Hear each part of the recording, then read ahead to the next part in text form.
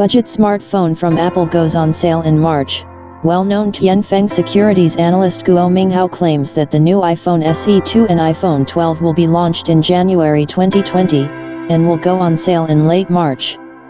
Judging by the numerous leaks, Apple's outwardly budget smartphone will be similar to the iPhone 8.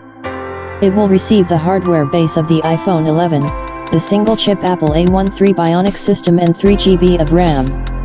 The new iPhone SE2 will not support 3D Touch functionality, but will be equipped with a 4.7-inch LCD with a resolution of 1334 x 750 pixels. Buyers of iPhone SE2 and iPhone 12 will be available in 3 colors, space gray, silver, and red, as well as with 64 and 128 GB of flash memory. The device will cost, allegedly, $399. According to analysts, Apple will be able to sell more than 30 million such smartphones next year. Earlier on the network, an image of a drawing fragment of the new iPhone 12 appeared. The image was shared by network insider Ben, who regularly publishes renders of new smartphones.